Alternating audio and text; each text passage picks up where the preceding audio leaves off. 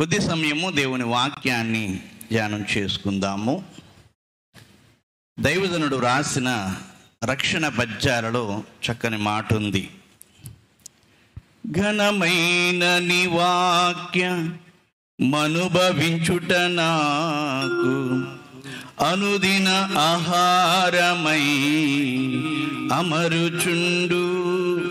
దేవుని వాక్యము నాకు ఆహారము అని చెప్పి దైవజనుడు రాశారు. అదే మాటలో మరి ఒక మాట, నీ వాక్యము అనుభవించుట అనుదిన ఔషధమై అమరుచుండు. మన శరీరాలకు బలము కలగడానికి, శక్తి కలగడానికి ఆహారమును మనం అందిస్తూ ఉంటాం. ఎక్కువగా చేసేది ఏంటంటే బలము కలిగించు ఆహారము, శక్తి కలిగించు ఆహారము, రోజు ఇదే పని. అయితే ఆయా సమయాలలో కేవలం ఆహారము మాత్రమే గాక దానిని ఆపి ఔషధాలను కూడా ఈ శరీరాలకు ఇవ్వవలసినటువంటి వారమై ఉన్నాం. మనందరి అనుభవాల్లో ఉంది. ఔషధాన్ని ఇవ్వకపోతే బలముగా ఉండవలసిన శరీరము బలమైన ఆహారము తీసుకున్నప్పటికీ బలహీనమైపోవుట మనం చూస్తాం. తీసుకునేది బలమైన ఆహారమే, కానీ బలము రాదు. బలహీనము, శక్తిహీనమైపోతారు. గనుకనే శరీరానికి ఆహారమును ఆపుతారు, ఔషధాన్ని అందిస్తారు. శ్రద్ధగా వాక్యాన్ని వినాలని కోరుతున్నాను. ప్రియమైన వారులారా, మరి బైబిల్ మిషనులో బలమైనటువంటి సందేశాలు ఏడాది పొడుగునా మనం వింటూ ఉంటాము. ఏడాది పొడుగునా బలమైనటువంటి సందేశాలు వింటూ ఉంటాం. కానీ ఈ కాలం ఇది ఒక ప్రత్యేకమైన కాలము. యేసుక్రీస్తు వారి యొక్క శిలువ శ్రమల ధ్యానకాలం. ఈ కాలంలో ఆహారం కాదు, ఈ కాలములో ఆత్మకు ఆహారము కాదు అందించాల్సింది, ఔషధం అందించాలి. గనుకనే 40 దినాలు పెద్దలైన వారు చక్కని ఔషధాలను సిద్ధపరిచి ఆత్మీయ జీవితములో విశ్వాసి ఎలాగున పరిశుద్ధపరచబడాలో ఈ సమయమందు ధ్యానములో మనం ఏకీభవించాము. మనకు కలిగినటువంటి పాపపు దుస్థితిని కొట్టివేయుటకు క్రీస్తు శిలువ రక్తాన్ని మనం ఆశ్రయించినట్లుగా కల్వరి శిలువ యొద్దకు ధ్యానంలో మనం నడిపింపబడ్డాం. దేవునికి మహిమ కలుగును గాక. కనుక ఈ శిలువ ధ్యాన కాలము ఔషధ కాలమై ఉన్నది. ప్రియమైన వారులారా, ఔషధము, మందులు సరిగా వేసుకుంటున్నారా అని అడుగుతూ ఉంటారు పెద్దలు. వేసుకోకపోతే ఆరోగ్యం పాడవుతుంది. ఈ రోజున శ్రద్ధగా మనం గమనించినట్లయితే ఒక్క మాట పరిశుద్ధ గ్రంథము నుండి అపోస్తలుడైన పౌలు గారు ఫిలిప్పీలకు వ్రాసిన పత్రిక 3వ అధ్యాయము 18వ వచనమును మనం చదివితే, అనేకులు క్రీస్తు సిలువకు శత్రువులుగా నడుచుకొనుచున్నారు. చాలండి. క్రీస్తు సిలువకు శత్రువులుగా నడుచుకొనుచున్నారు అని చెప్పి పౌలు గారు చాలా స్పష్టంగా బలంగా మాట్లాడుతున్నటువంటి మాట. అన్యులైన వారు సిలువకు శత్రువులు కాదు, కానీ సిలువ వారికి వెర్రితనముగా కనబడుతుంది. సిలువలోని శక్తి రక్షింపబడినటువంటి విశ్వాసి అనుభవిస్తూ ఉన్నాడు. సిలువలోని శక్తి ఎరగనటువంటి అన్యజనులు దీనిని వెర్రితనముగా భావిస్తున్నారు. మరి శత్రువులు ఎవరండి అని అంటే, ఇప్పుడు దాకా చెప్పుకున్నట్లుగా క్రీస్తు సిలువ ధ్యానములో, క్రీస్తు సిలువ సహవాసములో ఔషధమును అందుకోని వారు, ఆత్మీయ జీవితమును బలపరుచుకోని వారు, ఆత్మీయ జీవితమును పరిశుద్ధపరుచుకోని వారు, ఆత్మీయ జీవితమును బాగు చేసుకొని వారందరూ కూడా క్రీస్తు శిలువ చెంత ఉండి వారు ఎలాగున్నారు అంటే శత్రువులుగా కనబడుతున్నారు. ప్రియులారా, ఇక్కడ ఇద్దరిని నేను మీకు చూపించాలి. ఒకరు శిలువ ప్రేమికులు, ఒకరు సిలువ శత్రువులు. క్రీస్తు వెంబడి ఇద్దరు వ్యక్తులను సిలువ వేశారు. వారిద్దరిని వేరువేరుగా సిలువ వేయొచ్చు కదా. ప్రభువుని మధ్యలో పెట్టి ఈ ప్రక్కన ఒకరు ఆ ప్రక్కన ఒకరిని సిలువ ఎందుకు వేశారు అని అంటే, సిలువ వైపు చూస్తూ సిలువ సహవాసములో క్రీస్తును ప్రేమించువారై, ఆ సిలువ శ్రమను కోరుకునేవారై, సిలువను హత్తుకునేవారు కావాలి అనే ఉద్దేశము. కనుకనే రక్షణ అందరి కొరకు సిద్ధపరచబడింది, కొందరి కొరకు మాత్రము కాదు. అయితే ఆ సిలువ సహవాసములో సిలువను ప్రేమించిన వారు, అనగా శ్రమను ప్రేమించిన వారు, శిక్షను ప్రేమించిన వారు, మరణమును ప్రేమించిన వారు, ప్రభువుకి దాసులవుటకు విధేయులైన వారు ఒక్కరే కనబడుతున్నారు. ఆయనే కుడివైపునున్న దొంగ. సిలువ చెంతనే ఉన్నారు, కానీ ప్రియులారా, సిలువను ప్రేమించని స్థితి ఆ ఎడమ వైపునున్న దొంగలో మనం చూస్తున్నాం. ప్రియులారా, సిలువను ప్రేమించని స్థితి, ఆ శ్రమను ప్రేమించని స్థితి, మరణాన్ని అంగీకరించని స్థితి, తన పాపమును ఒప్పుకోని స్థితి, తన శిక్షను అంగీకరించని స్థితి, చివరికి దేవుని కూడా ప్రభువును కూడా ప్రియులారా గద్దించే స్థితిలో ఆ వ్యక్తి మాట్లాడుతున్నాడు. ఈ రోజున ప్రియులారా, మనమందరమును కూడా క్రీస్తు సిలువ యొద్దకు చేర్చబడిన వారము. మరి ముఖ్యంగా 40 దినాలు సిలువ సహవాస ధ్యానములో మనం వెళ్తున్నాము. సిలువను ప్రేమించు వారి వరుస నీకు నాకు రావాలి. ఇది దేవుని యొక్క ఉద్దేశము. పౌలు భక్తులు చెబుతున్నారు, నా శరీరమును నలుగగొట్టుకొని దానిని లోపరుచుకొనుచున్నాను. కొరింథీయులకు రాసినటువంటి మొదటి పత్రిక 9వ అధ్యాయము 27వ వచనాన్ని మనం చూసినప్పుడు ప్రియులారా, ఆయన చెబుతున్నటువంటి ఆ మాట, నా శరీరమును నలుగగొట్టుకొని దానిని లోపరుచుకొనుచున్నాను, అనగా ఉపవాసముతో. వినాలి, ఉపవాసముతో ఆయన తన ఆత్మీయ జీవితమును జాగ్రత్త చేసుకుంటున్నారు. ఉపవాసముతో సిలువ వైపు చూస్తున్నారు. ఉపవాసముతో సిలువ సహవాసమును కోరుకుంటున్నారు. కనుకని ఈ 40 దినాల సిలువ ధ్యానములో ప్రాముఖ్యమైనది ఉపవాసము మనం చూస్తున్నాం ప్రియులారా. కనుక మనము క్రీస్తు సిలువను ప్రేమించు వారి వరుసలోనికి మనము ముందుకు వెళ్ళాలి అనేది ఈ రోజున మనం గమనించాలి. ఒకవేళ ఎవరైనా పైన సిలువ ధ్యానాన్ని గనక చేస్తే, లేదు మరింత లోతైనటువంటి రీతిలో క్రీస్తు సిలువను ధ్యానించాలని దేవుని సేవకునిగా కోరుతున్నాను. విశ్వాస జీవితానికి మాదిరిగా మనందరికీ ముందున్నటువంటి జనాంగము ఇశ్రాయేలీయులు. వారి జీవితాన్ని పరిశీలన చేస్తే ఎంతో అద్భుతమైనటువంటి విశ్వాస యాత్ర వారు చేశారు. వారికి ఉన్నటువంటి అనుభవాలను చూస్తే మనకెంతో అసూయ కలుగుతుంది. పగలు మేఘస్తంభము, రాత్రి అగ్నిస్తంభము. గొప్ప అనుభవాలు కలిగినటువంటి వారు ఎలాగున జీవించారు అని అంటే, వారిలో కొందరి స్థితి కనబడుతోంది. అయితే వారిలో ఎక్కువ మంది దేవునికి ఇష్టలుగా ఉండకపోయిరి. వీరే సిలువ శత్రువులు.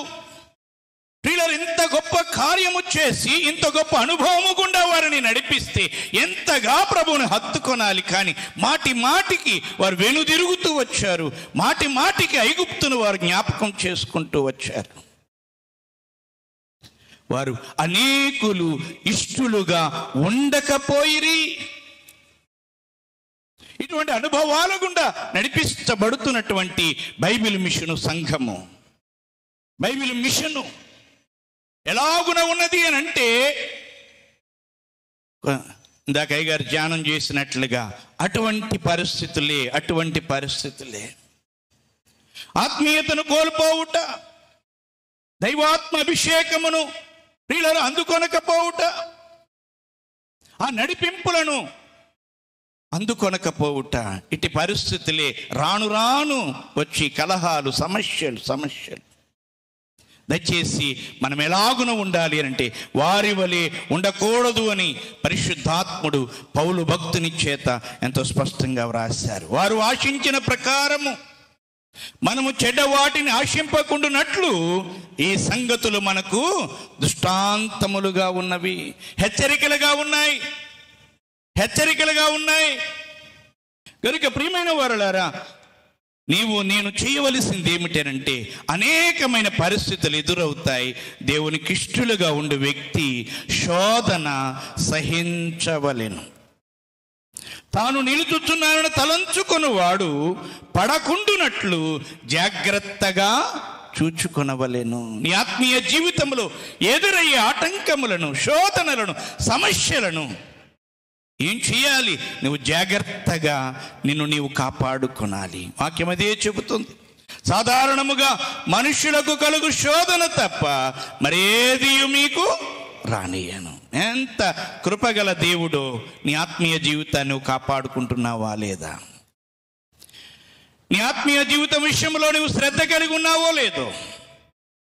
కనుక ఈ విధానంలోని ముందుకు వెళ్ళి ప్రభుని ప్రేమించే వ్యక్తిగా, ప్రభుని హత్తుకునే వ్యక్తిగా నేను ఉండాలి. మనందరం బాగుగా ఎరుగుదాం. మోయాబు దేశము నుండి బయలుదేరి వచ్చినటువంటి 3 స్త్రీలు, నయోమి, ఓర్ఫా, రూతు. సహోదరా సహోదరి సాగుమా ప్రభు సేవలో, సత్యమైన పదములు. ప్రియులారా, దేవుని సత్యమైన పదములో సాగమని ఆ భక్తుడు పాట వ్రాస్తూ ఉన్నాడు. వారి జీవితాలను మనం ఎరుగుదాము. అత్త ద్వారా, వృద్ధురాలైనటువంటి నయోమి ద్వారా నిజ దేవుని యొక్క సత్యమును తెలుసుకొని, నిజ దేవుని యొక్క అనుభవాలు, శక్తిని, ఆశీర్వాదమును తెలుసుకున్నటువంటి వారు మొదట బయలుదేరారు. చాలా దూరం బయలుదేరి వచ్చారు.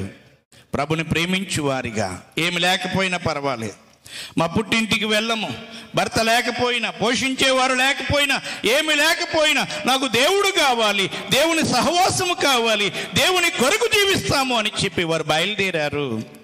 కొంత దూరం వచ్చేటప్పటికీ ప్రియులార, ఓర్ఫా వెనుదిరిగి వెళ్ళిపోవుట మనం చూస్తున్నాము. కోరుకున్నవారే ప్రియులార, రక్షణ కోరుకున్నవారే, దేవుని సహవాసమును కోరుకున్న వారే ఆత్మీయ జీవితంలో ముందుకు సాగుతూ వెనకబడిపోవుట మనం చూస్తున్నామండి. ఇంత గొప్ప రక్షణను మనము నిర్లక్ష్యము చేసిన ఎడల ఎలాగూ తప్పించుకుందుము? ఆ రోజున ఓర్ఫా వెనుదిరిగి వెళ్ళిపోవడం అది చిన్న విషయమేమో, కానీ ఈ రోజున సంగమా, ఈ రోజున రక్షింపబడిన విశ్వాసి, నీ ఆత్మీయ జీవితంలో వెనుదిరిగి వెళ్ళిపోవుట అది సామాన్యమైన విషయము కాదు. అది గొప్ప నష్టము నీకు నీవే చేసుకుంటున్నటువంటి కార్యము. కనుకనే దేవుడు అంటున్నాడు, ఇంత గొప్ప రక్షణను మనము నిర్లక్ష్యము చేస్తే, లోకమును కోరి, పాపమును కోరి ఆమె నిర్లక్ష్యం చేసింది. నా ఇంటికి పోతే ఎవరో ఒకరిని వివాహం చేసుకుని నేను బ్రతకొచ్చు అనుకుంది, కానీ దైవ ఆశీర్వాదమును ఆమె చూడలేదండి. మనము కూడా ఈ రోజున దేవుని యొక్క సన్నిధికి వచ్చిన వారలారా, దేవుని యొక్క ఆశీర్వాదము చాలా ఉన్నతమైనది. ఈ రోజున ఈ లోకంలో నీకు ఎదురయ్యే శ్రమ కంటే, ఈ లోకంలో నీకు ఎదురయ్యే శోధన కంటే నీవు పొందబోయే భాగ్యం, ఆశీర్వాదం చాలా గొప్పదండి. మనము పొందబోవు మహిమ ఎదుట ఈ లోకపు శ్రమలు ఎన్న తగినవి కావు అని చెప్పి దేవుని వాక్యంలో పౌలు గారు సెలవిస్తున్నారు. నీ లోకంలో నీవు శ్రమ పడుతున్నావా? నీ శ్రమ కంటే గొప్పది దేవుని దయ, నువ్వు పొందబోయే మహిమ. దేవునికి మహిమ కలుగును గాక. దేవుని స్తోత్రం, హల్లెలూయా. ప్రియమైన వారులారా, వాక్యంలో ముందుకు వెళ్ళినట్లయితే యేసుక్రీస్తు వారి సేవా పరిచర్యలో ఒకనాడు ఒక యవనస్తుడు పరిగెత్తుకుని వచ్చాడు. ప్రభు ఎదుట మోకాల్లోని సద్బోధకుడా, నిత్య జీవమునకు వారసుడు నగుటకు నేనేం చెయ్యాలి అని అడిగాడు. ఆ యవనస్తుడు మోకాళ్ళు అడుగుతున్నాడు, నేనేం చేయాలి? ప్రభు అంటున్నాడు, ఆజ్ఞలు పాటించు.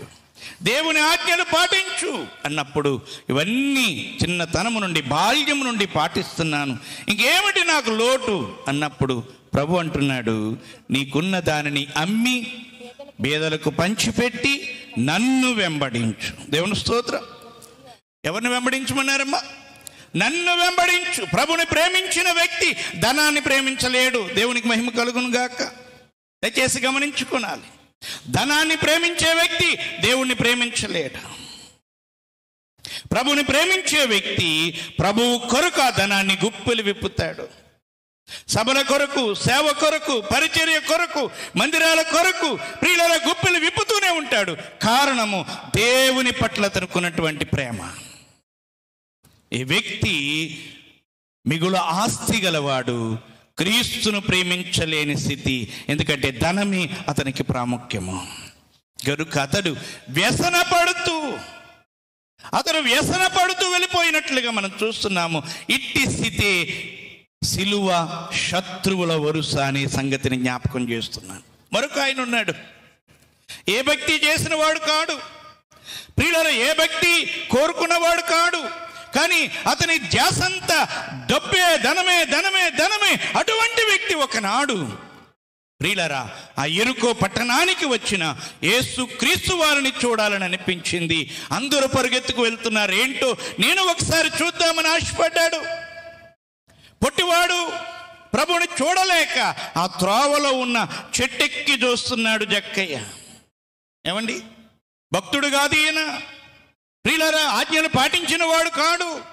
అటువంటి వ్యక్తి చెట్టెక్కి చూస్తూ ఉంటే చెట్టు కిందకు వచ్చి ప్రభు అంటున్నాడు, జక్కయ్యా త్వరగా దిగుము. దేవుని స్తోత్రం.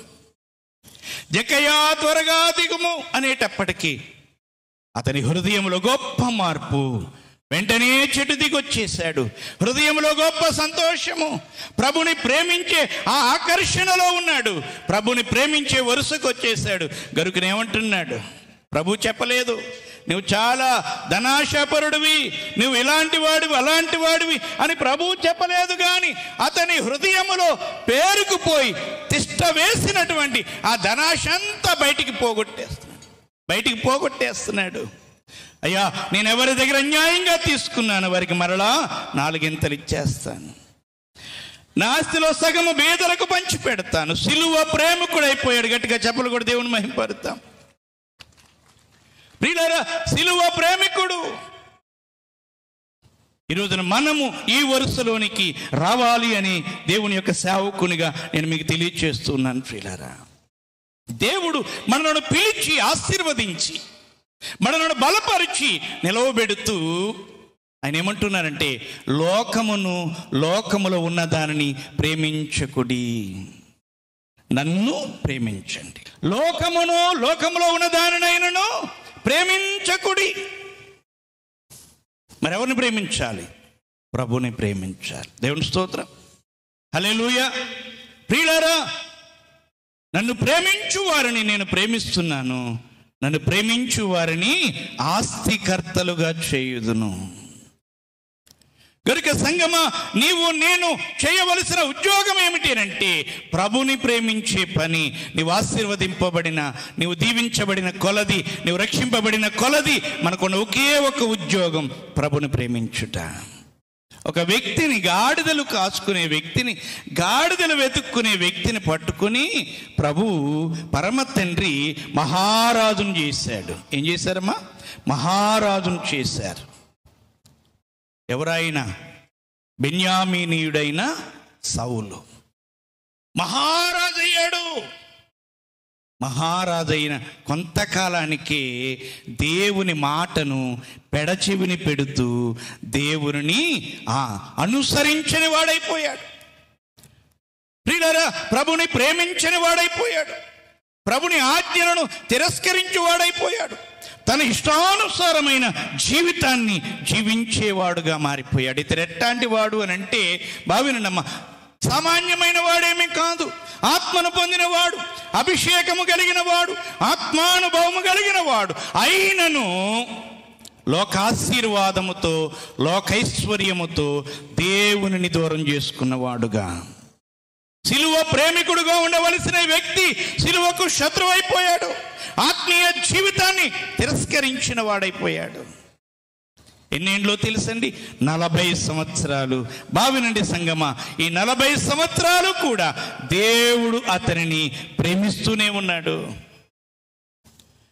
దేవుడు అతని కొరకు ఎదురు చూస్తూనే ఉన్నాడు. తిరుగుతాడని ఎదురు చూస్తూనే ఉన్నాడు. కానీ చివరికి మరింత ఘోరమైన కార్యము చేసి అతడు ప్రియులారా మరణానికి వెళ్ళిపోయాడు.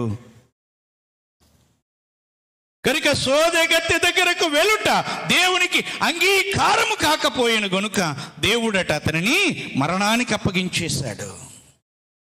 దేవుని ఆజ్ఞలు మీరాడు, దేవుడు సహించాడు. దైవాత్మను ప్రియులారా అనుసరించడం మానేశాడు, దేవుడు సహించాడు. దైవాత్మ కలిగిన దావీదును చంపడానికి చూచాడు, దేవుడు సహించాడు. కానీ చివరిలో ఏదైతే దేవుడు చెప్పాడో వారిని తోలివేయమన్నాడు, అలాంటి సోదెగత్తె దగ్గరికి వెళ్ళాడు. దానిని దేవుడు సహించలేకపోయాడు గనుకని అక్కడ అతడు మరణించినట్లుగా చూస్తున్నాం. ఒకవేళ దేవుడు నిన్ను కూడా కొట్టట్లేదు, తిట్టట్లేదు అని అనుకుంటున్నావేమో. దేవుని ప్రేమించకపోయినా, సిలువను ప్రేమించకపోయినా, వాక్యానికి లోబడకపోయినా అనుకుంటున్నావేమో. వద్దు, అలాంటి అజ్ఞాన స్థితిలో ఎవరు ఉండవద్దని దేవుని సేవకునిగా కోరుతూ, ఈయన తరువాత వచ్చిన దావీదు జీవితాన్ని కనుక మనం చూస్తే ఈయన ఎంత చక్కని ప్రేమికుడు. దేవునిని ప్రేమించాడు. దేవుడు ఆశీర్వదిస్తే అందరూ ప్రేమిస్తారు. శ్రమలలో సహితము దేవుని ప్రేమించుట, ఇదే సిలువను ప్రేమించు వారి వరుస. కనుక ప్రియులారా, దావీదు జీవితాన్ని మనం చూస్తే దేవుని ఆజ్ఞలను పాటించుటలో ఏమాత్రం వెనకడుగు వేయలేదు. శ్రమలను ప్రియులను అనుభవించడంలో వెనకడుగు వేయలేదు. ఎంత అంటే సౌలు రాజైన సౌలు కత్తి పట్టుకొని చంపడానికి తిరుగుతూ ఉంటే ఈయనేమో ప్రియులారా దేవుని ఆజ్ఞను పట్టుకు తిరిగాడు. గట్టిగా చెప్పకూడదు. ఏం పట్టుకు తిరిగాడమ్మా? దేవుని ఆజ్ఞ పట్టుకు తిరిగాడు. ఇక్కడ ఆజ్ఞ పెట్టుకున్నాడు, దేవుని చేత అభిషేకింపబడిన వాడిని నేను ముట్టకూడదు. దేవుడేమో చంపేయి అన్నట్టుగా అవకాశం ఇచ్చేవాడు. కానీ ఈయన ఏం పట్టుకు తిరిగాడు? సిలువ పట్టుకు తిరిగాడు. దేవుని ఆజ్ఞ ఇది, దేవుని ఆజ్ఞ ఇది, దేవుని ఆజ్ఞ. 2 పర్యాయాలు. ఎక్కడ విసిగిపోలేదండి దావీదు. ప్రియులరా, ఇదండి సిలువ ప్రేమికుడు. శ్రమను ప్రేమించువారు, విశ్వాస జీవితంలో ఎదురయ్యే శ్రమను ప్రేమించువారు సిలువ ప్రేమికులు అవుతున్నారనే సంగతి దేవుని యొక్క వాక్యము ద్వారా గమనించాలని కోరుతున్నాను. నీ ఆత్మీయ జీవితంలో నీవెలా ఉన్నావు? మానవుడు శ్రమను పొందక దైవా మానవుడెటు కాగలడు. మానవుడు శ్రమను పొందక దైవా మానవుడెటు కాగలడు. కానకబడిన వానిని దైవా కానకబడిన వానిని దైవా మానవుని గజేయంగా శ్రమలు పరమా శ్రమము చేసే మానవుడు శ్రమను పొందక దైవా మానవుడెటు కాగలడు. వాక్య ధ్యానం చివరికి వచ్చాము. చివరొక వ్యక్తి ఉన్నారు. ఈయన సిలువకు గొప్ప శత్రువు, కానీ గొప్ప ప్రేమికుడు అయిపోయాడు. వాక్యాన్ని కనుక మనం చూసినట్లయితే అపోస్తల కార్యములు 9వ అధ్యాయము 1వ వచనము. అపోస్తల కార్యములు 9వ అధ్యాయం 1వ వచనం. సౌలు ఇంకను ప్రభు యొక్క శిష్యులను బెదిరించుటయు హత్య చేయుటయును తనకు ప్రాణాధారమైనట్టు ప్రధాన యాజకుని యొద్దకు వెళ్ళి. చాలండి, ఈయన ప్రాణానికి ఆధారం ఏంటట? క్రైస్తవులను హింసించుట, సంఘమును పాడు చేయుట. ఇదే ఈ సౌలుకు ప్రాణాధారము. అంటే ఎంతగా ఇతను దేవుని సంఘమును ద్వేషించాడో. ఎందరినో పట్టి అతడు చెరపట్టి ప్రియులరా మరణము వరకు హింసించుట మనం చూస్తున్నాము. స్టెఫెనును రాళ్లతో కొట్టడానికి ఆ గుంపు ఈడ్చుకొని పోయినప్పుడు వారి వస్త్రములకు ఈ సౌలను యవ్వనస్తుడు కావలి ఉన్నాడు. ప్రియులారా, ఇంత భయంకరమైనటువంటి ద్వేషి, కానీ ఒకనాడు దేవుడు ఇతనిని దర్శించినప్పుడు దమస్కు గేటు దగ్గర, దమస్కు పట్టణంలో ఉన్న క్రైస్తవులను కూడా పట్టుకొని వారిని చెరపట్టాలి, వారిని హింసించాలి, వారిని బాధించాలని అతడు బయలుదేరినప్పుడు దమస్కు గేటు దగ్గర ప్రభు అతనిని దర్శించగా ఆకాశము నుండి గొప్ప వెలుగు వచ్చి అతనిని తాకగా, ప్రియులారా, అతడు ప్రయాణము చేస్తున్నటువంటి సమయంలో ఆ గుర్రం మీద నుండి నేలపడి ఆ వెలుగుకు అతని కళ్ళు రెండు కనబడని స్థితిలోనికి వెళ్ళిపోయినప్పుడు దేవుడు అడుగుతున్నాడు, ప్రభు మాట్లాడుతున్నాడు, సౌలా సౌలా, నీవేళ నన్ను హింసించుచున్నావు, నీవేళ నన్ను హింసించుచున్నావు అని చెప్పి ప్రభు మాట్లాడినప్పుడు అప్పుడే ప్రభు యొక్క సహవాసం అతనికి దొరికింది. ప్రభువా, నీవెవడవు? నీవు హింసించుచున్న యేసును. దేవుని స్తోత్రం. ప్రియమైన వారులారా, బాగా గమనించాలి, ఇక్కడ సౌలు ప్రభువుని ఎక్కడ హింసించారు? సౌలు సంఘాన్ని హింసిస్తున్నారు, విశ్వాసులను హింసిస్తున్నారు, సేవకులను హింసిస్తున్నారు. కానీ ప్రభు ఏమంటున్నారు? నన్ను హింసిస్తున్నారు. కనుక ప్రియులారా, సంఘము అనగా క్రీస్తు శరీరము అనే సంగతిని మనం ఇక్కడ జ్ఞాపకం చేసుకుందాం.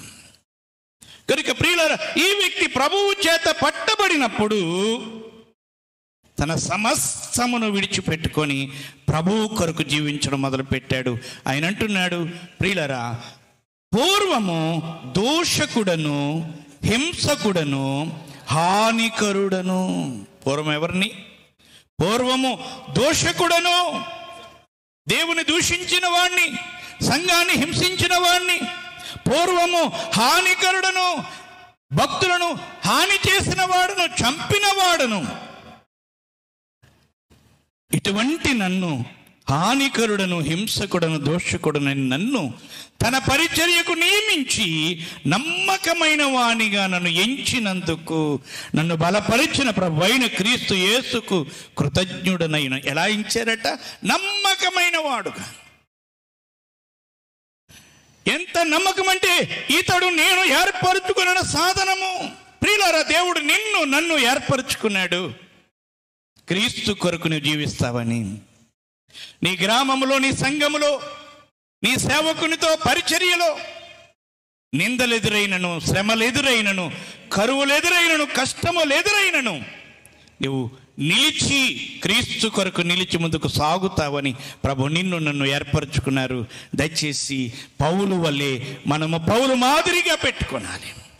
పౌలే మనకు మాదిరి,